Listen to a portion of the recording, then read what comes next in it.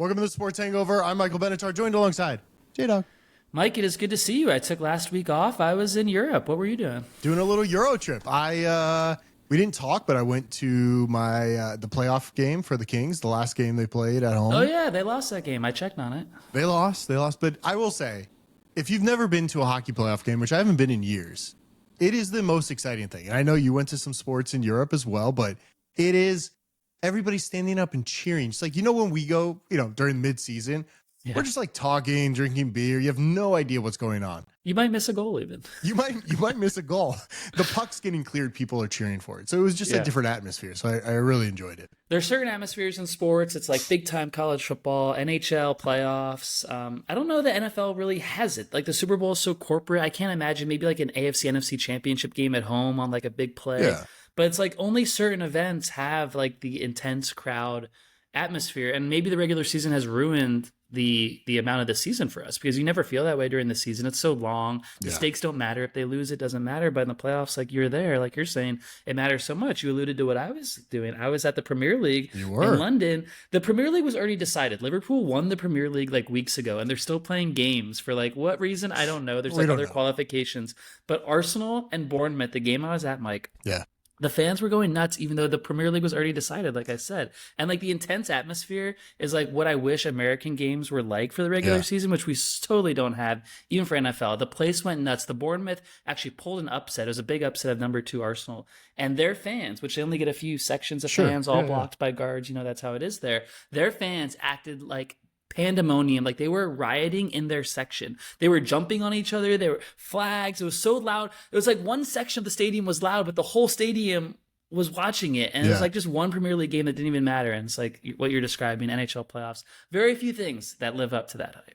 I agree. I've been watching a lot of NHL. We got NBA playoffs going on. We don't have to talk much about it. I mean, there's still in everything. I know you're not caught up on it, but so the Lakers are out. Does that mean we stop talking about NBA playoffs? Is that what we happens? can keep talking about it. I got some NBA at the end of I got a whole list today. We're gonna do NFL first, but I did want to mention we got a new pope, and you know what that means. Every time we've gotten a new pope, the Seahawks have played in the Super Bowl. I did not know that. And he's an American pope, so they're actually going to win this time. Yeah, I know. So I saw this stat. So in 2005, we got a new pope. Seahawks won the Super Bowl. Went to the Super Bowl. 2013, they went to the Super Bowl. So this is the season. Seahawks might go to the Super Bowl. Wow, Sam Darnold. I'm big on Sam. You have an MVP bet possibly on Sam. Did you do that recently? Yeah. So that's perfect timing on that. What about Chicago? Do the Bears and Caleb Williams not get any say in this? The Pope is from Chicago. I'm gonna throw out a hot take. I think they start like 1-5. The Bears. The Bears. Yeah, the Bears. The Bears. You don't think the Pope puts a special blessing on them? No, but did you see the footage of him at a White Sox game, I think, or Yankees game? Yes, it's not crazy that he was there. It's crazy they found the video like instantly. That blew my mind. I don't know who had to find that video. Like, who goes through thousands of hours, hundreds and thousands of hours of cutaway cam footage of people in the stands? Could it have been AI? Someone speculated like Perplexity can do stuff like that, can go through footage and identify. Is that possible? I don't know. That's a lot of data to go through. I feel like it would have to be still images. Maybe if you export all the still images and then you could look through it. Plus, it was him like 20 years ago, right? Not like recent picture. It's like crazy. That was crazy. Yeah. So were you in Europe during that time? I was in Europe as it happened. Were people like cheering down the lanes of the street? Actually, I was walking back in Paris. I was in Paris, and I did hear a roar in the direction of Notre Dame, which is now completed since we were there, nice. Mike. It's beautiful now. And I did hear like there was a big commotion on that side of town. I think they were going nuts, all the Catholics at Notre Dame. Oh, okay, good. So you knew what happened. I knew. That's great. I knew something happened. I didn't know it was an American Pope, but that was big. Paris was great. Do you miss Paris? I do miss Paris. Yeah, I was jealous. You went to our what was it? What's the dinner before? I can't even think right Pink now. Mama, but I had to go to Obermama. I couldn't get in Pink Mama. But you they went all to- serve the okay. same truffle pasta. There's there's 21 of these. Big Mama Group is now owned by private equity, which I don't feel great about. I wish it was like a French connoisseur, but private equity does run them. They make the best truffle pasta in the world. You don't even have to go to Italy. Just go to Paris. Just go to Pink Mama. Great food. It was great. Yeah, it's some of the best food. That's all. Only thing I ever get mentioned from the wedding in Paris was that restaurant. Not even the wedding itself, just the restaurant. Wait, what about the castle that Beyonce shot a music video in? Not even mentioned in like the top favorite things from the wedding. It's just like, what about the minister who performed the wedding? just the food at the dinner before the wedding.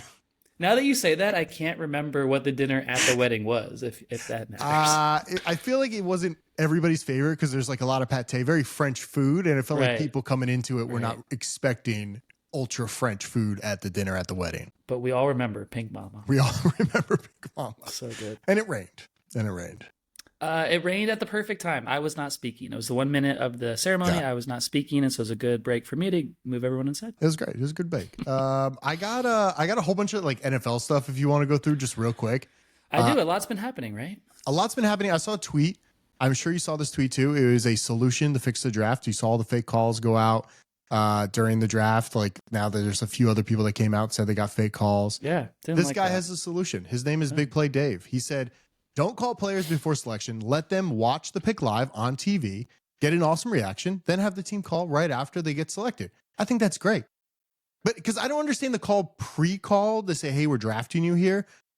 Because it's like, are you going to say no? Like, don't pick me. I don't want to go to your team. Is that what they're expecting on the other line? Or I didn't understand. That never happens. Hopefully, maybe in the Eli Manning situation, it did. It's interesting though. You're right, because these guys with the draft, it's just, I don't know. The prank calls were really terrible, and it's also a hurdle for TV producers to not show these guys getting the call. It's like, oh, this guy's getting the call, but now I can't show that on camera because now we're going to tip the pick. So it's like, we can't show that. So we're going to back it up 2 minutes before he got the call. It's like, we're doing all this gymnastics to fake it. Why not be authentic? I love the point. I love it. Call them after they get drafted and see the real reaction, the real surprise.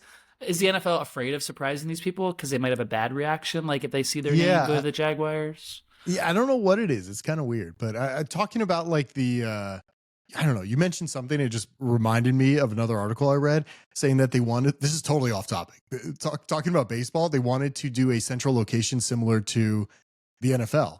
And they wanted to do like LA World Series, and the whole World Series takes place in LA instead of traveling coast to coast, playing two different teams. So you have a central place.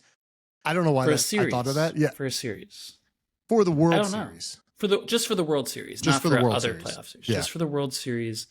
Central location. I mean, we just talked about how you're getting amazing fan reactions at big games at home stadiums. Mm-hmm. You're not getting that at the corporate Super Bowl at a neutral site venue. So I don't like the idea. But I feel like baseball, like at least all the teams could travel. It could be more of a destination instead of everybody going back and forth to cities to go watch it. You're asking for a COVID bubble to occur I'm without not asking COVID? for a COVID bubble baseball World Series. I'm asking for like, how cool would it be if it was in Miami? Miami maybe will never get a World Series in the next 20 years, we could say, right? It's so ironic you say that. I've been to one World Series game in my life, and it was in Miami. Was it really? It was. It was against the Yankees in Dolphin Stadium because the Marlins didn't have their own. Okay. And the Yankees actually lost to the Marlins on a walk-off home run in that World Series game I was at. And so wouldn't you love another one there without the Marlins? Would that be no, fun? because like who's going to the game? Now if I'm an Atlanta fan, I should live in Atlanta. I don't. But if I did, I would have to travel to it instead of just going down the street to my game. You're going to have less home fans and more like fair weather. Like, oh, I'm just in the neighborhood. I'll go to this game like me at Premier League. Not a real fan. It's not as authentic. I actually don't like the idea at all. Well, what if you were, let's say a lot of New Yorkers moved to Florida and a lot of New Yorkers live in Florida. And then the Yankees play the World Series in Florida. Yeah, there you go. It only works if they play in the city I'm at. So if the Braves want to go to the World Series and play in New York, it works for me. But also they could just play the Yankees in the World Series and they still play here. So either way. Are you going to any Knicks games? Knicks playoffs? Yeah. No. Madison Square Garden is so expensive. It's like more than Staples or Crypto.com. It's like $300 to get in. Just to get in. Just to walk in the door. That's expensive. I'm not doing that. All right. Derek Carr retired. I don't think anybody really cared. It seemed like a very extended time that he's not played. I don't know how long, when the last time he actually played, but he's retired and he made a shitload of money. I saw this from Warren Sapp. He made $205 million during his time. I think you saw that from Warren Sharp, not Warren Sapp. Warren Sapp, yeah. It was cut off. Warren Sharp, yeah. Warren Sapp, yeah. Wait, how much money did he make? $205 million. In his career for never winning a playoff game, which is like, again, Tim Tebow has won a playoff game. Correct. He was 77 and 92. One trip He to the was a loser. playoff, immediate loss, ninth most cash from 2014 to 2024 of any player.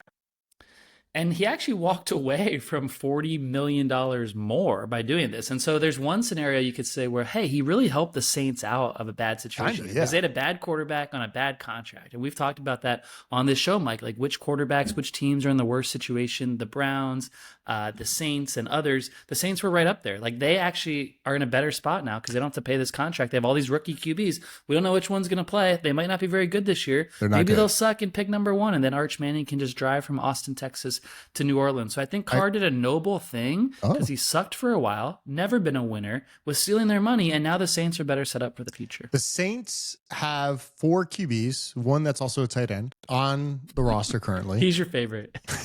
You like him. Taysom Hill. He's Taysom 7-2 Hill, as a starter. Only one with wins.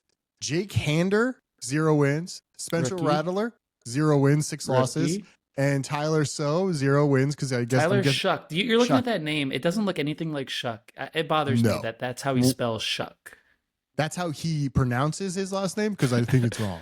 No, he is Tyler Shuck, and that is how he spells it. Shough. Yeah, that should not be Tyler Shuck. That's terrible. But I think he'll be their starter. They took him obviously ahead of Shedeur Sanders, ahead of Dylan Gabriel, ahead of a lot of quarterbacks in the draft. Did they know Carr was walking away? They knew Carr was hurt. They had to know. They didn't bring something. Jameis Winston in. They didn't bring any of these veterans in. Like that's the room. So I feel like they knew this was happening, and they want to go with the young guys. Well, I think there's room for one more, and my theory is Aaron Rodgers becomes a Saint. I think it's the best spot for him. Now that's fascinating. I've seen the same thing. Now that door has just opened for him, and all the bullshit that he's putting Pittsburgh through. What if he walked through a different door? We thought all the doors were closed. We thought it was either retirement or the Steelers, and now it would be so beautiful to us who we don't love the Steelers. Sorry, Big Lou. Sorry, mutual friend. We don't love them. We love to hate them. And man, if Rodgers spurned them and left them with Mason Rudolph starting week 1 to go to New Orleans, I would love it. I would love it too. I think Aaron Rodgers there, perfect fit. I feel like they could actually win games with Aaron Rodgers there. I feel like they got some the running back. But not with the rookies. Not with the rookies.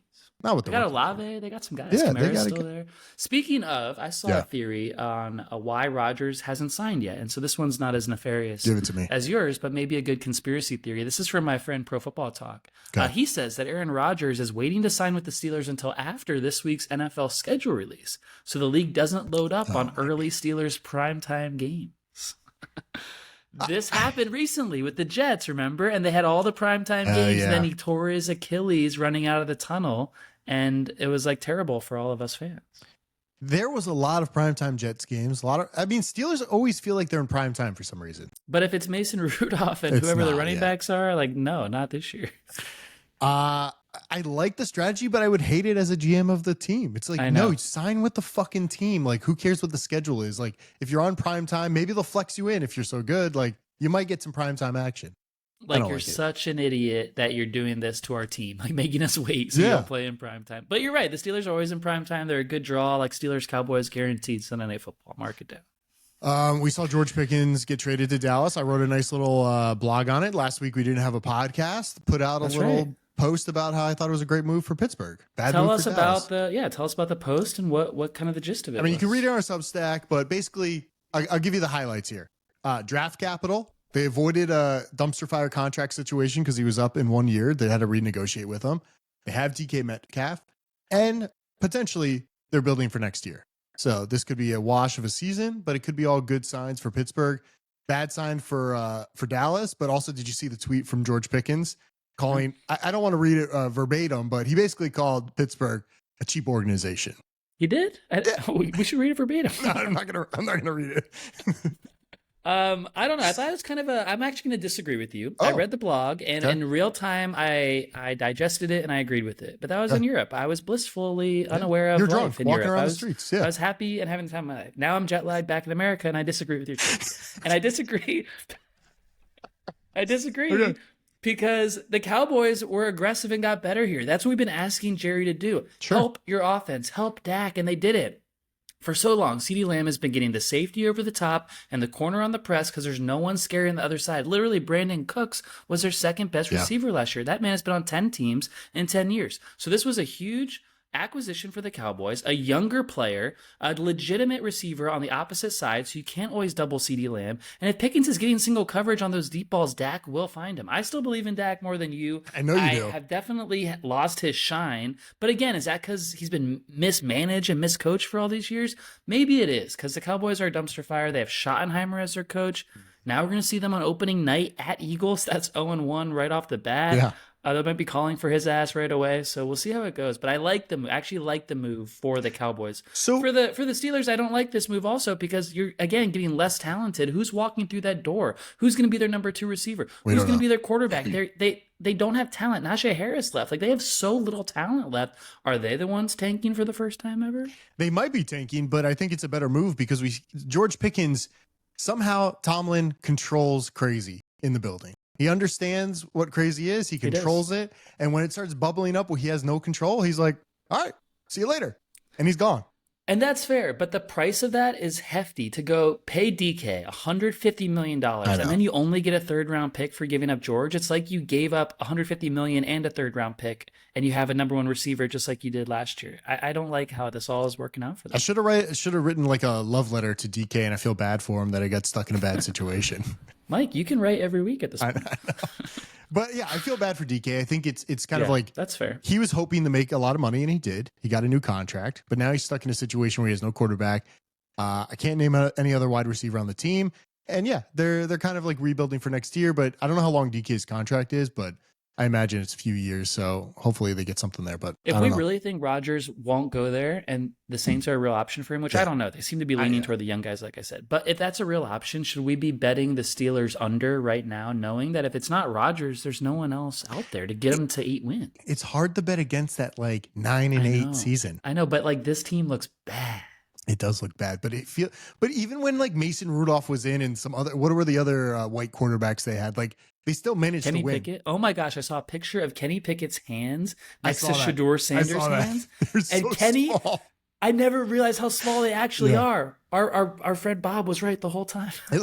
It looks like a toddler's hand on like a ball. And he's wearing the double gloves in May. It's like, dude, like maybe you're not meant to be a quarterback. Maybe not. He won a Super Bowl, right? He's got a Super Bowl ring. Go learn investment banking. All right, I got some NBA stuff. I got it. Yeah. Before you go to NBA, I just wanted to share something that I came across on the Eurostar last week. I was on the train a lot, looking at stats, looking at deep stats. Sure. I wanted to share a stat of the day. This is just very random, but kind of fun.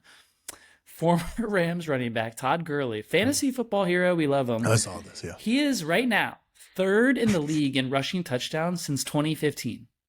And Todd Gurley has not played in the NFL since 2020. 5 years he hasn't played, and he's 3rd in the league in rushing touchdowns since 2015. What a legend. I think I remember that because I remember our friend Fred in our fantasy football league had him on one of his teams, and I think he won championships back-to-back years because he had Todd Gurley. Wow.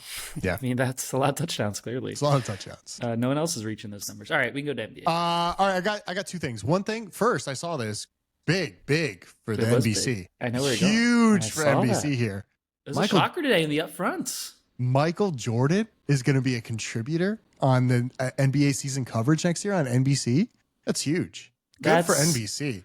That's so huge. It must be broke now, right? The NBC must be broke. I don't know.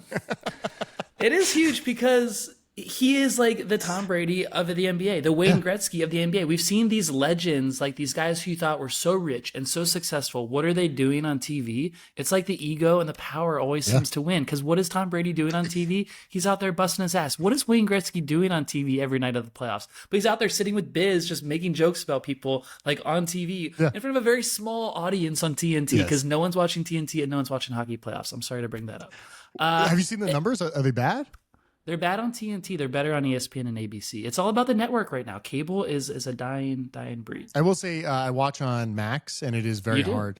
They never feature hockey on the front screen. You got to go digging for it. Always NBA, and I got to like dig around the sports section. Max has some good shows right now. The Rehearsal, Last of Us. Rehearsal's great. They're kind of hitting. I didn't watch last night's episode, but it is the wildest season of TV. I heard someone broke their NDA after last night's episode and is now accusing him of things. So that's juicy. Accusing him of what? I don't want to give it away because I haven't watched last night's episode either, but broke like a singing contest and broke the NDA and is like, now I don't know. Okay. She's saying things. Tell me later. I'll tell you later. The rehearsal was good. So anyway, It is really good. all that's to say, we don't know what MJ's role is going to be. I don't think he's going to be sitting on the pregame show like 3 nights a week. I don't think he's doing that. But like any way he's involved, I think is interesting because we never hear from him. Even in that little clip we saw today, it's like, when's the last time you even heard him speak? I haven't. You've just seen like clips of him at like a golf course smoking a cigar, like betting somebody like $1 million if you can make a putt or something. Yeah, like haven't seen much, but he does. I'm glad he's doing it. So NBC has not covered basketball in how many years? It's like 20 years. It's like the return. So they got John Tesh, Round Ball Rock. The song is back. Yeah. Okay. They got the AI voice of Jim Fagan. We don't know Jim Fagan, Mike. We weren't big NBA guys in the 90s, but apparently Jim Fagan was the hype man for all their NBA broadcasts. He unfortunately passed away, but the family has turned his AI voice over, and he will be doing the opening teases just like they used to do in the 90s. Okay. And then Michael Jordan, who's also obviously with the Bulls winning championships on NBC in the 90s. It's like what's old is new again. They're bringing it all back. Do you think it's just really targeting our age group? Because it doesn't look like this is going to attract like new like 20-year-olds. Like 20-year-olds have no clue that NBC even had basketball at any point. Because you're right. They're targeting older people than us. Because I don't think we were watching much NBA in the 90s. So even like the 40s and 50s crowd. But that is who's watching TV, and that's who you probably need to target.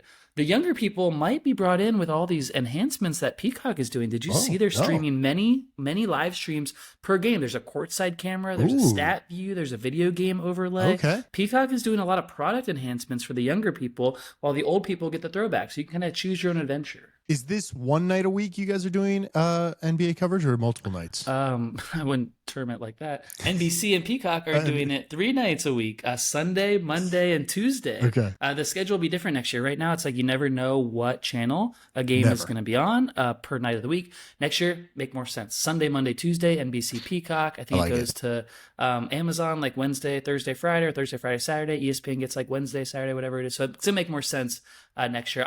Back to Michael Jordan. He has a golf course in Florida called Grove 23. He built special golf carts, special engines in the golf carts that go like 50 miles an hour, so you can play speed golf. And some folks who recently played golf with him were playing speed golf with him, and they played a round of golf in less than 2 hours, 18 holes in less than 2 hours, and they lost money to him. Great. Sounds great. It sounds super dangerous. Didn't somebody just die on a golf cart? John Elway. This is a sad one. John Elway killed his business partner and best friend. Mike, can you imagine? Like, that's awful to even think about. Like, I don't know how he lives with that the rest of his life. So He's like drunk leaving a party in a golf cart. Yeah, I read the article. Wasn't he hanging on the back or something? And they'd have a bump and he like fell and hit his head on the concrete. Yeah, but like you know how drunk people are. We mess around like that. Yeah. Maybe we shouldn't. Maybe we shouldn't. Lakers are out of the playoffs. Obviously, LeBron said he's not retiring. Then I put a question mark here. Should he retire? Should LeBron just retire? Just end it? I think they shouldn't run it back with Luka and LeBron. How about that? Giannis is available, so maybe he can come over. Should it all be? Just add another star. You got to trade Luka for him if you do that. No. He's I think he's going to be a free agent, isn't he? Where are you at with Luka? Like the whole trade thing looked amazing for the Lakers and all that, and now the way they went out of the playoffs, it's almost like, was Nico Harrison right? I think it was a good move for the future. We know LeBron's not going to be there. We could say 3 years is maybe the max. Doesn't he have like another son coming or like Bronny's son? Yeah. I think he's got to wait like 2 more years for the little guy to come. But I heard he was better than Bronny. I hope so. But Bronny will be around in 3 years. Bronny was there he made a 3. He made a 3 one night. Cool. I don't know. I don't know where I'm at with LeBron. I feel like I don't even know. I remember when he first came here and he broke a record. It's like, are we supposed to care when you break records on a new team? You've been here for 3 months. Like, do we really care? Maybe. No. I don't know. But my whole thing is like LeBron, Luka, JJ are like this trio of gods, and it's like they're actually not, because they looked embarrassing to the Timberwolves, who are now not looking great against their own Thunder in that matchup. So I don't know. Well, we also know that if they didn't make it this year, they're never making it. So JJ's career of going to the championship. That's a stat, right? That's a stat. They should fire him now and start over. One more thing on basketball. This is for college. I saw this stat come out. It said number of players to declare for the NBA draft by year. 2021, 353. 2022, 283. 2023, 242. 2024, 201. 2025, 106. And this goes back to me saying NIL is killing sports, and I guess it's working for college basketball because all the players are staying and they're making a lot of money. Only 100 players went in for the draft this year. Down from many, many more previously, not that long ago. It's interesting. It is killing sports, but it's like almost hard to like see what is it killing? Is it killing college basketball or the NBA? It's like you got to look a little harder. That might be killing the NBA, where all these young guys used to come as freshmen, like Cooper Flagg is going to do, but he's only one of 100 instead of one of 300 or 400, like it used to be. And so these guys will still make an impact in the league right away. Like tonight's a draft lottery. We'll see if there's any rigging of the votes. We'll see if any like questionable teams get number one. But that's why you saw the stat today, because they're having the lottery, and so all these guys will come out. But maybe it helps college basketball. But is that good if the guys just linger in college basketball? You see the same guys in March Madness year after year. Like, that's not interesting either. We didn't see many upsets in March Madness this year, so that wasn't successful. The NBA is having their own issues. We might be heading to a Minnesota-Indiana NBA Finals here, which would be the worst ratings you could imagine. So I don't know what's going on. Well, we're going to talk about hockey. I got two things for you. First, did you see the new Utah Mammoth logo? That is their new name, new logo. The Utah Mammoth. It leaked, right? They were the Utah Hockey Club this year. With the Utah Hockey Club, they were trying to figure out what their new name was going to be. They put it to vote to the Utah fans, and it came out with the Utah Mammoth. Weirdly, if you've ever played the NHL game, I feel like this was one of the options that you were able to make in the video game. And it looks very similar to the video game. So what does that mean?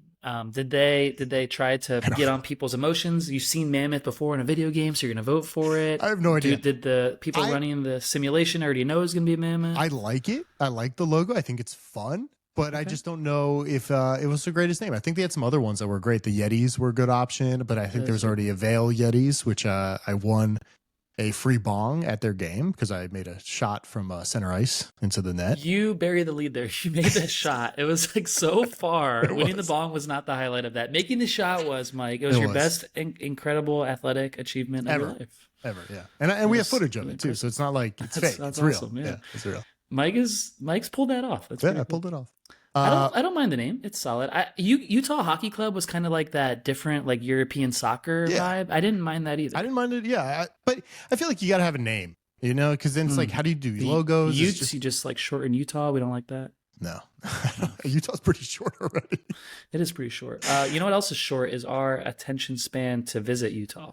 Not interested, right? I liked Park City.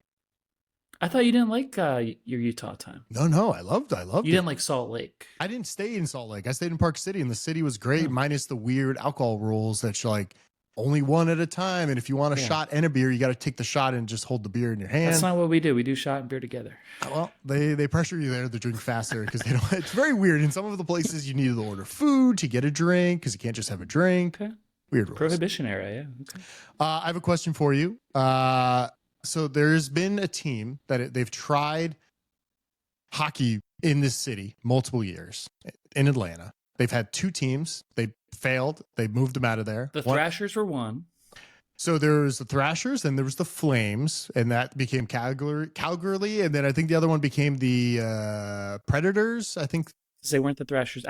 They didn't go from Atlanta to Nashville. That was a close move. I think they may have gone like Winnipeg or something. Yeah, I don't know. But whatever it is, they're trying to bring you back again. And I thought, when has this ever happened where they give a city 3 times for a new team? I don't think you should get 3 chances. I think it's very clear that hockey doesn't work in Atlanta. I think you can study a lot of things that might tell you that, from past performance to demographics or anything like that. They love certain sports and they support certain sports. If they don't support hockey, go somewhere that does. And I think it's a great example that these teams have previously gone from Atlanta to Canada. Yeah. These Canadian cities are like the London Premier League I described to you. They care so much more than a hockey fan in Atlanta. And so that's where these teams should be. So it's back to my point where you said, should we play the World Series in a neutral site? No, we need to go to where the fans are most passionate, and it's not Atlanta for hockey. Real quick, 4th of July is coming up. Sports Hangover just dropped a ton of new swag on the website. We did? Tons. You were busy while I was in here. Tons of new swag. So if you go to the Sports Hangover, go over to the Sports Hangover, the holiday section, under the swag section. There's a ton of new 4th of July gear. Great stuff. So much great stuff. I'm buying a ton for the 4th of July. I don't know what I'm doing for the 4th of July, but we might be in Miami the week after, so I might bring some of those shirts with me. Those could be the shirts. Maybe instead of doing the typical bachelor party shirts we do, just do Sports Hangover shirts. Since plans aren't really jiving yet, we don't know what's going on, just do Sports Hangover shirts. We don't know what's going on. There might not even be time to make shirts for the bachelor party. That's true. Might run out of time. It's pretty late. No one's going to have a face on the golf ball. No, nothing. It's not going to be anything happening. That's all I got. So subscribe to us on YouTube. Go there, subscribe. If you want it in your inbox, go to Substack. We're there as well. We'll do some exclusive blogs up there. That's where all the content will be. And obviously the sportshangover.com. You can find all the links there. And go buy some swag for the 4th of July. All right. See ya.